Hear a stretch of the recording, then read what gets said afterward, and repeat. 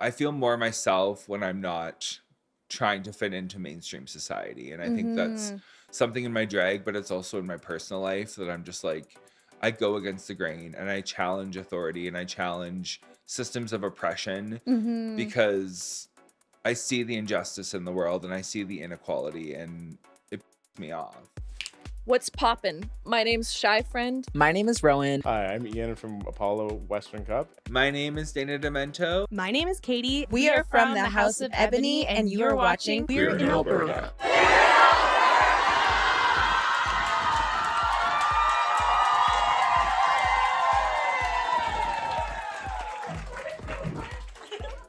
Welcome back to Queer in Alberta, the podcast where I chat with two LGBTQIA+ Albertans from all across the province to share their stories. If you are new here, welcome to season 4. My name is Kels Valenzuela Delamarter. I'm your host. I use she, her pronouns, and this podcast is filmed and recorded right here on Treaty 7 territory, home of the Blackfoot Confederacy and the Oti-Pimsawak Métis government in the Alberta District Number 1. This episode brings it back right here at home in Lethbridge, Alberta, with someone that is truly a pillar of the local drag and performing community. I have a lot of extra special love for this individual because, plot twist and lore dump, we actually used to work together at the Galt Museum and Archives here in the city. They are so kind, so genuine and sincere, and truly have such a passion for drag and community building in Lethbridge. We are interviewing, of course, the one, the only Dana Demento. Now, if you're not familiar with Dana, she has been a steadfast heartbeat to the drag community in Lethbridge long before the recent explosion of drag that has seemingly taken over the city. I've really noticed that the city has become so much more visibly and vibrantly queer, and I think that Dana and her sisters Brandy Jane, Poppy Pufter, who some of you may remember, and the Beauty Quinn are very much responsible for a lot of why that is that way today.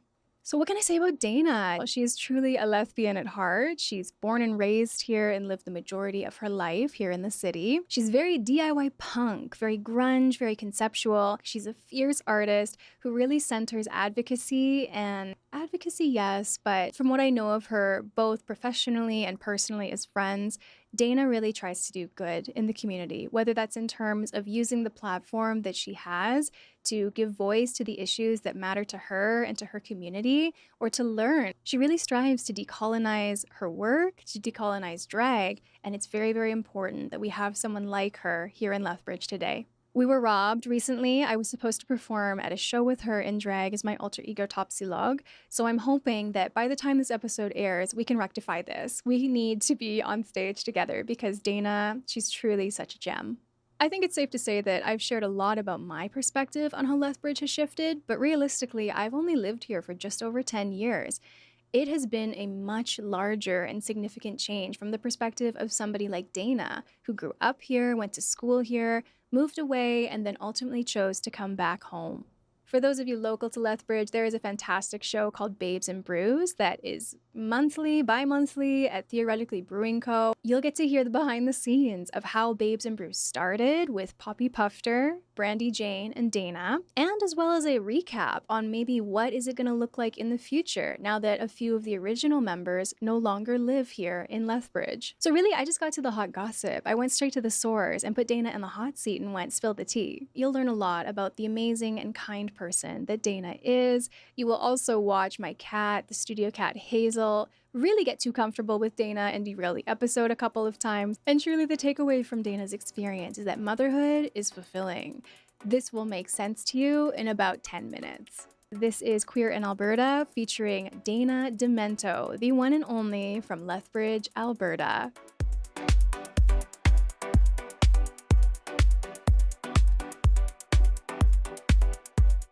When I opened the door, it was like a witch descending into the hallowed halls of my home, blessing the space. So welcome to the show, Dana Demento. Thank you. Lovely to be here. I think we have a resident lesbian icon in the house, so I'm very happy to have you. Oh, you're so sweet. Thank you. Please, please. But bestie, you might not be familiar, or maybe you are, but we start off the show with a segment called Quickfire Queer. This is 5 fruity questions with 5 seconds to answer.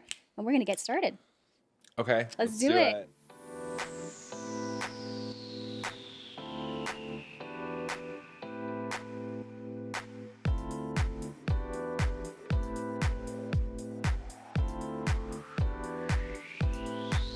Question 1. You have co-starred and co-created Babes and Brews, a beloved and successful bi-monthly drag show here in Lethbridge. What was your favorite Babes and Brews that you've ever done? Favorite Babes and Brews. The one that I just did for the November show. And why was that the fave? I did a Park and Bark number where I came out in like a vintage ball gown that I got for $2 at a thrift store, and did a piece by Mark Almond called What Makes a Man a Man. Question 2. On the total opposite end of the spectrum here, what was your least favorite Babes and Brews? 3, 2, 1. Okay, I'm also gonna pick The last one in November. Park the and last Bark. one in November. The first number I did, my wig was falling in my face. So No. I know, and it's like you always have to do a dress rehearsal with the hair true. and like make sure that it works with the number. And It's just fluid. I was like, I made the rookie mistake of not doing it, and so. Hey, it happens to the greats, essentially, is what I'm hearing. It happens to anybody. Question 3. What are 3 must-haves that you have in your drag kit? Ooh, steal a liquid like pen liner for Ding. the brows. Black lipstick. Of course. I never would have Black Moon guessed that. Cosmetics, if anyone's looking for a good one, they're online. And what else? Third one.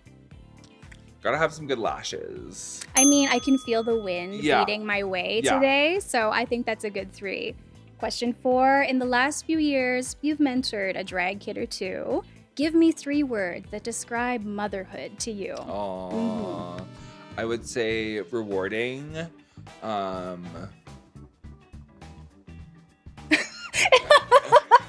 love the Rewarding. the beat of the eyelashes. What else is can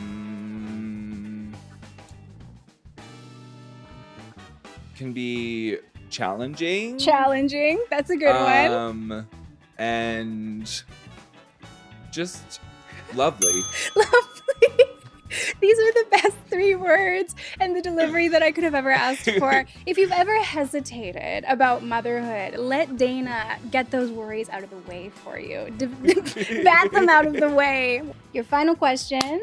Fudge, marry, or kill your Babes and Brews co-hosts, Poppy, Brandy, and Beauty. Oh, well, I'd have to marry Brandy. No hesitation. Yeah. Locked in. Locked Yeah. in with Brandy. She's Whoa. like my ride or die. And now that we've had a mass exodus to Calgary and Poppy going to Montreal, It's true. we are the last 2 standing. I'd have to fudge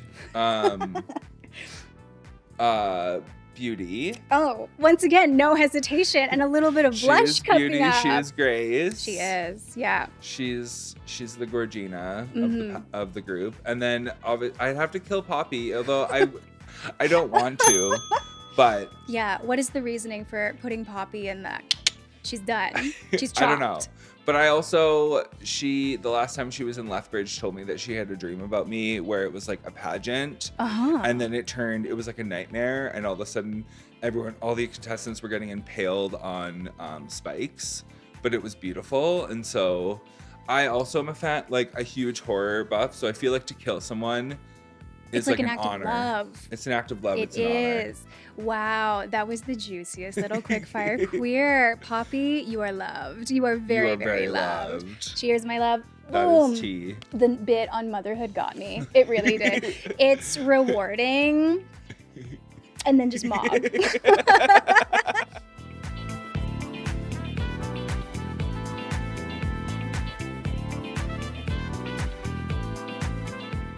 Dana, I do feel like we have to draw some attention to the visual aesthetic that you are bringing to the show today. Can we just have a moment? Everybody look at your cam and just look at the difference between Dana and I. We're serving. Just one moment, please. Welcome to Queer in Alberta. It feels so good to have you on the show. I feel like this is very, very overdue. Tell me your story a bit. So first of all, with this cat just crawling all over you. I wanted to kind of bring attention to the fact that like the whole reason I got into drag in the first place was through like powerful, creative, beautiful women. 2010s were a different time. Like I think my friend reminded me of like being scared to wear lipstick into Tim Hortons and like being scared to be in drag, you know, even though like gay marriage had passed in Canada in like 2008. It was still just like a really time when queer people, I think, were scared to be visible. I can remember going to like punk shows when I was 18 and getting called names and being picked on and stuff. My drag has come through the live music scene and through the punk scene and through live shows, but I've also had to fight in those spaces to be acknowledged and recognized and seen as a person, which has been a challenge, but also it's informed so much of my drag now. I'm assuming you're speaking specifically about Lethbridge too, in this time frame, right? Yeah. How much the city has changed. And I think that honestly, in my opinion, we had some like really great community movers and like people that would make space for queer in Lethbridge, even when I moved here in 2014. But I think I noticed a really significant shift in the city in like maybe 2020 or so, like around the time that Babes and Brews started. And I think that you and the girls that we mentioned earlier really are a credit to that shift in like seeing queer more regularly and more openly in the city. It's almost like imposter syndrome. Like I know I was like a part of like kind of drag becoming a monthly thing and with Babes and Brews and just like hustling in 2023 and 2024. And like I love that feedback, but I also just feel like such like it doesn't feel real. It's like, did I actually do that? Because it is such like, I feel like I am leaving a legacy of like, definitely, even if I move somewhere else or stop doing drag completely, it's like, I'll still have this as like a moment in time of when I like was able to kind of foster such a sense of community and queerness in Lethbridge, which is really cool. Until Babes and Brews, and you can correct me if there was something going that was more prominent than I'm remembering, but until Babes and Brews, it was almost like there wasn't a regular offering of drag, like consistently throughout the year. There was Pretty Witty and Gay, which is now Quaint, Quirky, and Queer. There was the stuff that Theatre Outre did, of course, but it wasn't the same. And it was in like very specific spaces, right? So anyway, I bring that up just to say that like now, isn't it kind of amazing to look at how there was that vacancy and you filled it. And now so many different drag collectives, artistic collectives are popping up in the city as well. Yeah, it's really cool. I really have to credit my drag sisters, Poppy Pufter and Brandy Jane. They were the brains, the two that started Babes and Brews, and then they just brought me on. So I've been performed at every Babes and Brews show, but they were the two that like kind of saw that niche and wanted to fill it, or saw that void in the community and wanted to fill it. So it was really cool that they like had that brainchild to start it and then just got me to come along for the ride. For the ride. And that was going to be exactly my question. This is a beloved show in Lethbridge at this point, but I think maybe some people don't know the behind the scenes. So maybe let's talk a bit about what is Babes and Brews and a bit more about how it started. Awesome. So Babes and Brews is a monthly show, drag show that happens at Theoretically Brewing, which is a local brewery here in Lethbridge. Love Theory Brew. Love, so good. Such a amazing like affirming space for queer people and trans people and gender diverse people, and it's just our little safe haven that even when there's not a drag show, we can go in on a random weekday and have a drink or not have a drink, have a non-alcoholic drink. And, I know there's like craft nights and open mic and so many different events that they hold that are really special. And so it started in 2023. We had our first show in August of 2023. And it started with Poppy Pufter, Brandy Jane, and myself, and then we were the original the three babes, and we had like a rotating cast. And then in 2025, January of 2025, Poppy Pufter moved to Montreal. Rip, miss her every day. Love that diva. But she's living her life. She's doing good. She's learning French, so Which is the fantasy. right. If anyone remembers, Poppy was on season 2 of the show and talked a lot about how much she loved French and wanted to move to Montreal. So yes, full circle moment. That's been her goal, was to be in Montreal by the time she was 30, and she did it. So kudos to her for following her dreams. And then Brandy Jane is my longtime sister. We go way back from like 2017, 2018. Before times. Before times. Before the common era. Before the common era is tea. Yeah. She was the one that reached out and was like, hey, I see you're doing drag again. And wanted me to come along. And I'm so happy that I did. And what a beautiful collective, right? Yeah. With the 3 of you. And now it's grown with Beauty, who also has moved to Calgary. Yes. So it's got a whole evolution here. I think in the fall of 2024, we brought the Beauty Queen on. The Beauty who's Queen. A fabulous, fabulous queen. And then she has now relocated to Calgary, but is coming down for shows. And in fact, going to be like at the helm of it for a little bit here too. Kind of organizing and stuff while Brandy takes a break, which I think is really important as well. For sure. And we can get into that kind of like conversation as well, maybe a bit later, but maybe let's take it back just a bit more, because we've mentioned now Babes and Brews and a bit of what Lethbridge was like even before the show. But as someone who grew up here, can you tell us a bit more about what it was like being a queer kid in Lethbridge? It was quite hard, I think, early 2000s when I was in high school, because like I had kind of found my groove with like the drama and choir kids. As we typically do. Right, as we do, drawn to the arts. Yeah. But I wasn't out, but my friends kind of, I came out to them in like a very like timid, cautious way at the end of high school. And they were like so excited.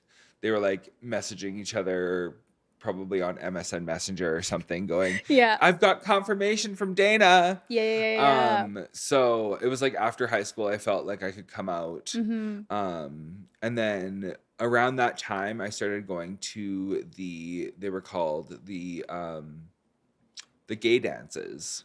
Which were out at the Croatian Hall outside of Lethbridge. This is a whole piece of Lethbridge queer history, by the way, that you're about to hear. Yeah. And can I ask you, Dana, when you're talking about the Croatian halls and the gay dances, does this predate, for those of you that know Lethbridge history, there was Bordello, right, before Outre? Is this in that time frame or earlier? Earlier. So it would have been like 2005 to like 2008 or 9. They were having them out there. And then at one point they like brought them into town. Right. But at that point I wasn't going as much, but it was definitely like the 2005, 6, 7. It was like you had to go to every like month or whatever, go to the gay dances, and they were really fun. So. And definitely like put out in town or on the edge at the Croatian Hall because there wasn't a physical space yet for queer people to gather besides that, right? I think it was a safety reason when they started doing them, because they didn't want any like backlash or people being hateful. So they were out on the like outside of town, and but that also was like hard for like arranging rides and stuff with people drinking and stuff like that. So then they brought them in town. And I remember the one I went, it was at like the Army and Navy Club downtown, and it was very well attended. Wow. So it was cool. It was like underground, right? And then before Bordello and like Club Didi, there was the Fire Hall had a gay night. It was Red Room was the name of the bar, and it was up above the like in the second level of the Fire Hall. That's so cool. So there's always been like queer spaces. It's just evolved and changed. And then after that, Bordello came in the old Owl building, and then it went over to the McFarland building and became Club Didi. And it's cool to like, look back and be like, I've been in these streets. Like, Literally, to be like, yeah, see all your previous haunts, Yeah. locations, Yeah. etc. And I love that aspect of sharing that queer has always been, even in a city like Lethbridge, right? Just you have to be a bit more creative and inventive trying to find it sometimes. I travel in different circles of friends, but like my main friends that I've had since high school, we've always said like we have to make our own fun here. That's so true. We don't live in a major urban city where there's something happening every night. So just being part of like Homo are my friends, Kiera Griffiths and Tyler Alexander, and they have had 6 or 7 balls over the past, I think since like COVID 2020, 2021. But they're basically not traditional ballroom balls. They are performance art balls. So it's highly conceptual. And every ball has a different theme, and then every category has a different theme to kind of match the overall theme of the ball. And last year was Satanic Panic, which was Panic, very fun. which and was so much fun. And it's also been another like way to kind of mother the community and the kids that are coming up too. Rewarding. Challenging. Lovely. Yeah, it was the 30 beats per minute in between. And I was like, she loves mothering. Yeah. She does. Yeah. Yeah. And it's So- beautiful to see, again, all of these different things popping up in a place that, yeah, you had to make your own fun for a long time. And I think that's Dana as well, right? Yeah. I think like DIY is kind of a way of survival too. Go You know, on. Tell me more. Like I just think that like I don't know. I live in so many worlds. Like I can live in the mainstream world, but I also feel very at home in my roots with like the punk and the DIY and like the live shows and kind of making my own clothes and altering them to not fit in because I feel like I feel more myself when I'm not trying to fit into mainstream society. And I think that's something in my drag, but it's also in my personal life that I'm just like, I go against the grain and I challenge authority and I challenge systems of oppression because I see the injustice in the world and I see the inequality and it pisses me off. So that punk attitude is also a way to like say a big fuck you to the systems of oppression.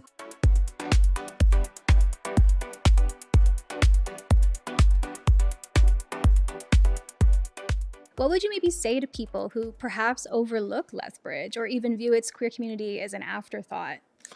I would have to say we have a very loving queer community. I haven't traveled to too many places in Canada and seen how their queer communities are, but I've heard things Through the grapevine. I've heard things about like the bigger centers that there can be like body politics and there can be, you know, a lot of different things happening and it can be quite catty. And I feel like here, like especially in like the drag community, it's so loving. It's so supportive. Anyone that wants to get on the stage, we're going to go out of our way to make sure that they perform. And I know other cities can be very gatekeepy when it comes to drag. But I also think that like anyone cis, trans, like queer, non-binary, like anyone that wants to do drag can do drag. Why don't we move a bit more to chatting about Babes and Brews? This is I think a whole journey for you as well, because as you moved into not just performing, you started helping produce the show. Yeah, it's been nice. I kind of have been dipping my toes in hosting, getting on the mic and doing the land acknowledgement and talking about Indigenous issues, which is really important to me. Right. The behind the scenes is mostly Brandy as of now, and Beauty's going to take over. But I'd like to do more behind the scenes stuff. And so I'm so grateful for both of them and Poppy as well when she was here, did a lot. I'm sure that there's still a learning curve that that comes with it from just what you've done experiencing as a performer. So maybe what were some of the challenges that you've kind of had to grow with in the last couple of years of Babes and Brews? Keeping the momentum going and doing new Yeah. things. I know this year we want to just go totally like absolutely ham and just Ham. kind of get crazy with it. And Year 3, why not? exactly. So we want to do little like segments where we, involve the audience and either have them do quick drag, Nice. or Yeah. we want to do like a competition with like a lip sync slay off where we're all the judges and This is a have different, behind the scenes teaser of what's to yes, come. have different themes of like either like cult classics or camp, or Mm-hmm. do themes that we haven't done before. And so we are really excited to like start implementing these new changes, brainstorming and just seeing where we can take it for 2026. Yeah. So And I mean, I think kind of that inventive nature will be fun because even though we've established that this is a really popular and long-standing show, do you see this cat just crawling all over me? Hello, No. sweetheart. You are needy today. she's just emotionally Girl. support animal. Emotional support animal. Yeah, excuse me, while I get this poof in my face here. But what I was trying to say is that I can imagine trying to keep something fresh, trying to keep something new and engaging. That's a challenge as well. Yes. Mm-hmm. Yeah, and I think just like exploring different avenues of advertising as well. Totally. Not just social media, going to like the Mhm. university and the college and downtown and postering, and Yeah. maybe getting some of those people that are a little bit on the fringes of like the scene to like Mhm. expose them to Babes and Brews and just drag in the city in general. Yeah, and I think that's something that so many, whether like drag collectives or queer folks that are seeking to host events or performances, it's a similar sentiment of like going back to the grassroots, whether postering or meeting people in person to make those networks, because social media is a bit tumultuous right now, we can say, is the easiest way to describe it for queer and trans folk. Yes. Yeah, and I just don't think that like everyone's online that Mm-hmm. like we could be possibly reaching. Mm-hmm. I think going back to like the postering ways and Back to our roots, Back our to our heritage. roots. Get the poster, get the tape. We're out Right. here on the streets. No, I love it. I'm not sure how much you can share, so totally open here. But you touched on taking a break a little bit when we mentioned Brandy earlier. What's kind of going on behind the scenes for Babes and Brews? Well, Brandy's going to Mexico this month. Okay, she's going on So vacation. She's living her best life. She Her has better things to do. Her sister's getting married. Cute. But I think we all, and like myself too, just kind of feel a little bit of the burnout with it. We've done like upwards of like 30 shows in 2.5 years. It's crazy. It's So, crazy. It's crazy. Like, and it's almost something that we have to like stop for a minute and look back and process. Totally. But we've also built this in like this crazy thing I get it. that needs to keep going. Or Yeah. we want to keep going. I think it's healthy to kind of even open up the discussion of burnout when it comes to Yeah. creativity. Because even with this project, I so hear you when you talk about building something that's kind of taken off with legs of its own and you want to see it continue. But it's nice to have that time as an artist to maybe take a step back, Yeah. reflect and think, okay, how can we do this in the future? Is it going to look different? Rather than just go, go, go until you have nothing left. I think so too. Yeah.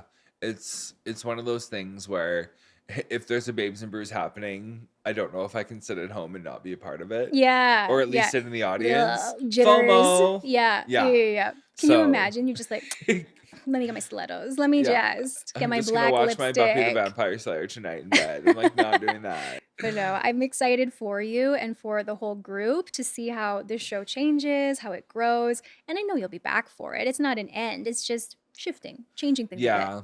I think I've always, my friend Kristen was telling, like, kind of put it into perspective for me. Like, you're not so much a drag queen as you are an artist. Yeah. And so it takes time to hone your craft, to hone, like your skills and kind of recenter and recalibrate and think, what do I want to do next? Yeah. It can be easy to kind of just, as we said, keep going and going, but it's nice to have that pressure off and then think about it again is How do I feel? How have I changed? Does the project still serve me? One of the things I love about Babes and Brews is that it is experimental. You're going to throw stuff to the wall and not everything's going to stick. But it's a space where To try people it. are very accepting and loving and open to seeing that experimental vibe. So I think it's the perfect place to kind of try these new things. And it'll be nice to, while Brandy's in Mexico, Beauty and I. Well, she's in Mexico. We don't sowing know her how long her oats. hiatus is. Yeah, But she does want to focus on her like mental health and physical health. And right. I totally get that too. I was kind of going to do the same thing. And then I decided not to. I totally get it, but I'm not gonna do it. Yeah. I'm not gonna do it yet. I Yeah. mean, that's the name of the game, I think, for sure. I'm spilling all the Babes and Brews tea today. I feel so lucky, so Yeah. privileged. Cheers to that, bestie. Yeah. Babes and Brews. Babes and Brews. Just this last year, you were talking about realizing you're an artist and how that grows and changes, right? One thing that you've even mentioned to me in the past was talking about how sometimes you still black out a little bit when you go out on stage. all the time. Would you be open to chatting about that? Yes. Because I think that could be super reassuring for performers to hear. Because I think often it's kind of associated as like when you're first starting out, you maybe black out, but it can happen to anybody at any time. Right? So when I'm on stage, I kind of like disassociate. Picture it. I disassociate completely. Yeah. And sometimes we'll like completely black out for the number. Can we get if you look at that camera, what is it like when you disassociate? You just kind of, I don't know, aren't Fugue present in state. the moment. But Yeah. like obviously like I'm able to like lip sync and like perform the song. You're moving, but we're But not here. I would love to like work on my audience interaction. Like some performers are so good at like Yeah. being in the Yeah. moment and kind of just like letting it happen with like audience participation and stuff. And so like that's one of my goals, but I don't know if I Yeah. can do it with me blacking out. It does kind of make it a bit harder to connect in the moment. Yeah. Yeah. But you know, I totally hear you. Like even as myself, a new little draggy performer, I remember the show that I finally had that like settling into the performance or the number with the crowd and not being so nervous and stressed out. And I was like, okay, I can breathe through it. I can connect with this person and take my time with it a bit more. That was a really nice feeling. That's awesome. And that's good for me to hear too, because I hope I can get to that place as well. I would never have guessed it. When you told me this, we were having tacos and just like kikiing. Why, by the way you carry yourself out there, I never would have guessed that you were feeling that on the inside. Yes. I'm like, I'm a graceful swan, and then beneath the water are the legs just paddling. They're just going. They're keeping everything afloat for sure. So I guess that's part of the goal for 2026, trying to be more present and intentional overall with your drag. Yes. And I feel like when I'm like mixing and stuff, it's like my drag is very intentional and very layered with like what I want to convey as the story. Yeah. But I just want to work on my like I guess like audience In the moment. in the moment. Yeah. Cause like there's so much like beauty that can come out of that, right? Totally. Like, there's so many happy accidents and different things that can happen. The And, stuff that you can't rehearse, that just kind No. of comes. and we have like Babes and Brews, our audience members are amazing. We They have are. like people that will come to every show, no matter like if it's a blizzard out. I think those people are the ones that I'll work the most on with my participation. Gravitate to them. This is my safe person. It's like you get me. Yeah.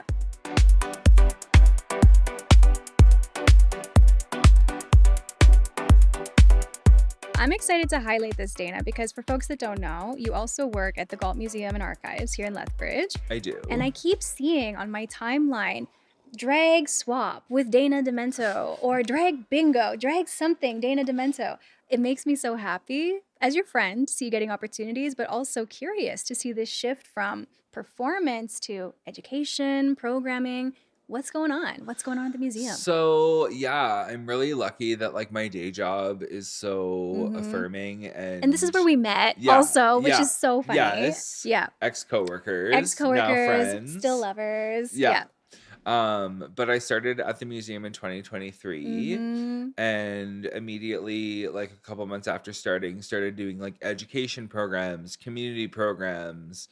And so Kristen Krine is the Shout out. shout out to Kristen Shout out to Krine. Kristen Krine. They are amazing. They started like training me on these like community programs. Mm-hmm. And so the first one I did was actually a collaboration partnership with Theatre Outre, and it was dragology. And what was Um, dragology? So dragology was a little course that was kind of teaching people the basics of drag. Okay. And so I did a little drag herstory. Right. I remember Kind of this. talking about ballroom Mm. and different things, different club kids and the influences. the like, and kind of a little crash course in drag herstory, how to kind of create your persona. Mm-hmm. So helping budding performers. Helping budding interested. performers, yeah. And actually, like 3 or 4 of the people in the class are now on the stage. Isn't that sweet? So Like that a was kind of fulfilling. yeah, like I was already kind of mothering before, but that was like the big, like people messaging me like, hey, like I want to get into drag. I like either through Instagram or through the Mhm. dragology course, and part of our our mission statement for Babes and Brews is having our newbie night and getting as many people on the stage as possible that want to. And then 2025, I did a drag swap and sell. Which I went to, which was super cool. Yes. I was really happy with that one. And I partnered with Kieran Ty from Homo. Right, yes. And we did it just before the Satanic Panic Ball. And it was fantastic. Basically, it was all these tables with a ton of items, clothes, makeup, and people could come in and swap items or they could buy. It was sweet. Yeah, it was really cool. And Kieran Tower silk screening t-shirts, and I gave a little talk, and then we all just kind of Kieran Ty and myself just kind of went through the categories of the ball. So basically the swap and sell was a way for, us to kind of sell and give away things to the drag community, but also in preparation for people getting their looks together for the ball. Yeah, it's nice for drag artists to have the opportunity to connect with one another and hang out, as well as to learn their history and to, let's be really honest, get affordable drag, because starting out, it's an expensive endeavor. It is. And just living in a smaller, like, rural city, there's only so many places that you can buy drag stuff. I also just feel like being a plus size performer, it's harder too to find things that will work. And then for 2025, I said I wanna like make this into a program that I can run, which is really cool that they let me do that. And then coming up, it will be already happened before this airs. By the time this recording is out in the world. I'm partnered with Lith and Homo, so Lethbridge Independent Film or Lethbridge International Film Festival. They had a glow up this year. Yeah. And Homo, and we're showing Paris is Burning and Liquid Sky at the museum. So that'll be really cool. That's so much fun. And even though this episode, the events will be done, check out the museum here in Lethbridge if you're local, because I'm sure there will be more. There will be more. There's so many amazing queer events, and I know one of the things that we've wanted to do is just have more queer inclusive events that aren't just drag shows. Exactly. Because drag shows are amazing, but they can be costly and overstimulating. And so like coming to a film or even going to like a dance night where you can kind of be the superstar, or a drag swap. I love that marketing, that branding. You can be the superstar at the Galt Museum. Yeah, so hopefully we'll see what happens for 2026, but I would love to do like a queer dance night. Let's do it. We had one last year for our coworker, Tess. Yes. Tess Jr. Every time. They are now in Victoria, but they had a fabulous dance night, and that kind of planted the seed in my brain. I'm like, we could do this like every year. And why don't we? Why don't we? So I love it. Lethbridge is really the gift that keeps giving, and I'm so happy to see, like you said, more events that are offered in a space where you can actually have a conversation with somebody without yelling into their ear. I think that's important too, for people to have more spaces than just the shows. I guess over the years of just like being in drag, not necessarily performing, and kind of I just have so many like roots in this community, and I just feel safe here, you know, like I've lived here for like 30 years, and I think Lethbridge is kind of like my safe haven, my little gothic castle, you know, if you will. Yeah. And so I one thing I love about drag is that you can't do it alone. It's a community venture. And so, you know, like working with Kier, who mixes my music, or Scarlett, who makes my outfits, and then obviously like needing an audience in order to perform. I think just having that community behind me gives me that bravery and that courage. And I know that if I have a bad day or something happens, I can always message and same goes for them. If somebody from the community is having a bad day or whatever and needs some support, they message me. Yeah. But I can also do the same for them. Yeah, it's very tight knit. Very tight knit, and yeah, I guess I don't know. I guess it's just being true to my authentic self too. Like that's just who I am. To me, it sounds like you have continued to push your comfort zone and to embrace queer and who you are. Maybe what advice do you have for folks who are seeking to do the same, or maybe to your younger self even before Dana? My inner child. Your inner child. This is my RuPaul moment. Your inner child, the photo. Yeah. Yes. Yeah. I like the dregs of the tea before I get into that question. I would say maybe hold on to things that really like nourish your soul, you know, whether it be like a band that you really love or a movie, or you know, I've always connected with pop culture, but it could be something else too. And just kind of the stuff that gets you through the hard days.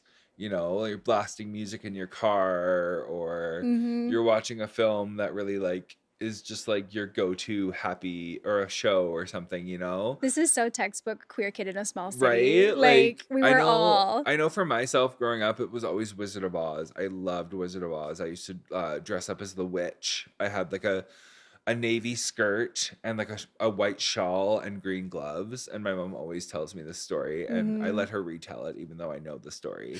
But I would run around on a broom cackling, you know. How old were you? I was like 4 or 5. From a very young age. Yes. Dana knew who she was. Exactly. Yeah. So just like find those things that kind of like fill up your cup, so to speak, and then, you know, just like hold on to stuff like that. And I guess like people like wanting like younger queer kids, or people wanting to get on stage, finding your community too. And you might go through, I know I went through junior high feeling like really like not knowing my people, you know? Yeah. And so I know just getting involved in like queer events too can be really big too, because like social media is not always tea. Like you don't always, like if you're a queer kid, it's not like you're gonna go online and meet people. Like I think safety first. And I think like just like connecting with the queer community, if you like go to Pride, or you're able to like connect to anyone that you know at your school, or like in your, you know, friend circle, and just like really that sense of community is huge. I think that we can all lift up and support each other. Yeah, and I think you're proof that Lethbridge, even a place like Lethbridge, you will find your people in your orbit. You just have to look. You will. It sometimes takes time. It's not always right away, and it can feel really lonely and stuff when you don't have your people. But when you do hold on to them, and we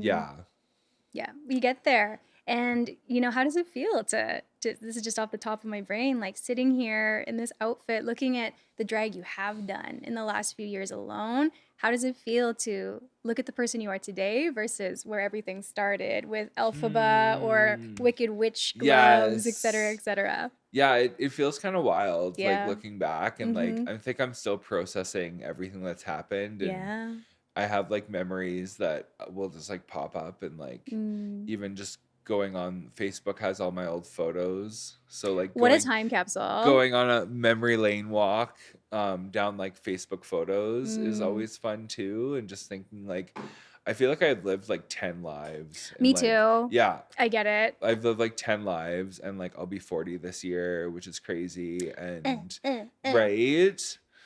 40 and still looking 40 with this snatched. beat? Yeah. Come on. I just got ID'd the other day. Baby, 40 has never looked so good.